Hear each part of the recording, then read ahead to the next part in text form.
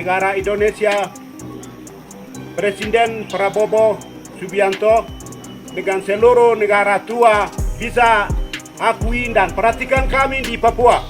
Papua ini seperti, tapi negara Indonesia ini semua bom lain-lain juga, di lain-lain, kapal lain-lain.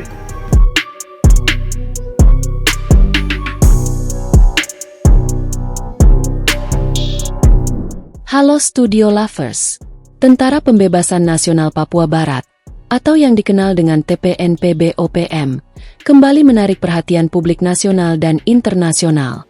Sebagai sayap militer dari organisasi Papua Merdeka, kelompok ini kembali menyuarakan kritik keras terhadap pemerintahan Indonesia, khususnya Presiden Prabowo Subianto. Dalam sebuah pidato, Komandan Operasi Umum TPNPB, Lekaga Telenggen, dengan lantang menyampaikan tuduhan bahwa visi dan misi Presiden Prabowo justru membawa dampak buruk bagi masyarakat Papua.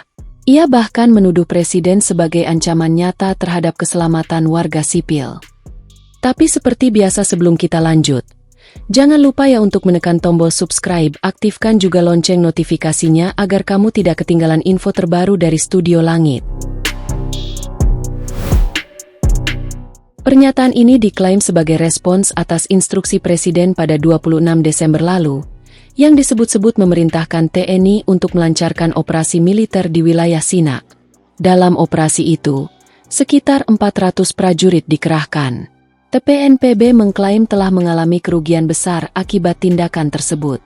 Tidak hanya itu, Lekaga juga menyerukan kesiagaan penuh kepada seluruh pasukannya yang tersebar di 36 komando daerah pertahanan, dari Sorong hingga Merauke.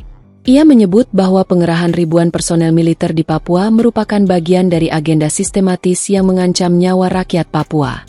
Lekaga juga menyoroti pengesahan Undang-Undang TNI yang baru disetujui DPR.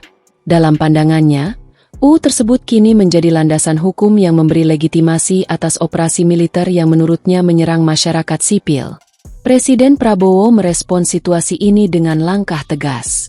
Pada 5 Februari 2025, sebanyak 450 personel TNI dikerahkan menggunakan 8 helikopter militer ke wilayah pegunungan Papua. Operasi ini menyasar distrik Bogoma dan distrik Sinak Barat sebagai bagian dari strategi mempersempit ruang gerak kelompok separatis.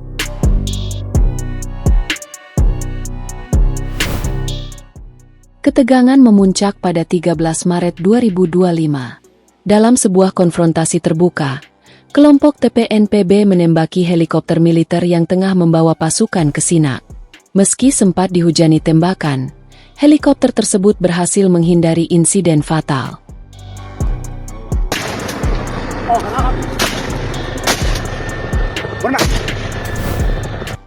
Konflik ini tidak berhenti pada dimensi militer. Juru bicara OPM, Sebi Sambom, turut mengkritik program makan bergizi gratis, MBG, yang merupakan program unggulan Presiden Prabowo. Ia menilai, program ini tidak sesuai dengan kondisi sosial dan budaya masyarakat Papua. Menurut Sebi, masyarakat Papua telah memiliki sumber pangan lokal yang cukup kaya akan gizi. Ia menyarankan agar anggaran program MBG dialihkan menjadi bantuan tunai atau untuk memperkuat sektor pendidikan.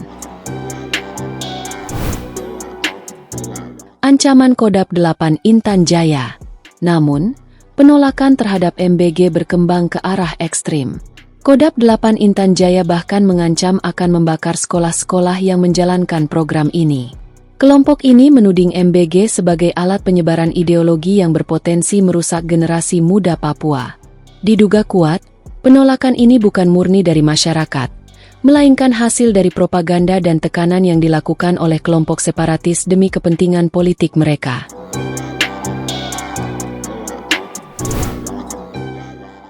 Tak berhenti di situ. Kelompok separatis juga melakukan penyerangan terhadap pendulang emas di Kabupaten Yahukimo. Sebi Sambom menuduh para pendulang sebagai penyamar dari aparat keamanan yang menggunakan drone untuk memata-matai posisi mereka. Lalu muncul pertanyaan besar, bagaimana TPNPB yang tidak memiliki dukungan resmi tetap mampu memberi perlawanan? Dugaan kuat menyebut bahwa mereka mendapat bantuan asing. Salah satu bentuk bantuan yang paling mencolok adalah akses internet satelit untuk menjaga komunikasi dan menyebarkan propaganda. TPNPB bahkan mengklaim telah membentuk badan intelijen sendiri, Papua Intelligence Service atau PIS, yang bertugas merancang strategi dan mengumpulkan informasi. Meskipun belum ada bukti resmi, beberapa negara seperti Australia dan Amerika Serikat kerap disebut sebagai pihak yang diduga memberi dukungan. Isu ini dipicu oleh berbagai ketegangan diplomatik dan kepentingan ekonomi yang terkait dengan kekayaan alam Papua. Bahkan perusahaan seperti Freeport disebut-sebut akan mendapat keleluasaan lebih besar bila Papua lepas dari Indonesia. Ada pula spekulasi bahwa pelatihan militer bagi OPM diduga melibatkan pihak asing. Situasi di Papua kini menjadi isu yang kompleks dan sensitif. Pemerintah terus berupaya menjaga stabilitas dan keamanan.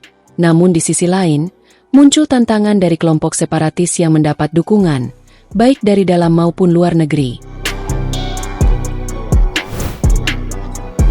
Yang terbaru, penyerangan bersenjata oleh kelompok separatis Organisasi Papua Merdeka, atau OPM, di Rumah Sakit Umum Daerah Wamena, Papua, menimbulkan dampak serius terhadap aparat keamanan. Meski begitu, TNI menegaskan bahwa dampaknya bukan pada aspek psikologis, melainkan pada peningkatan kewaspadaan.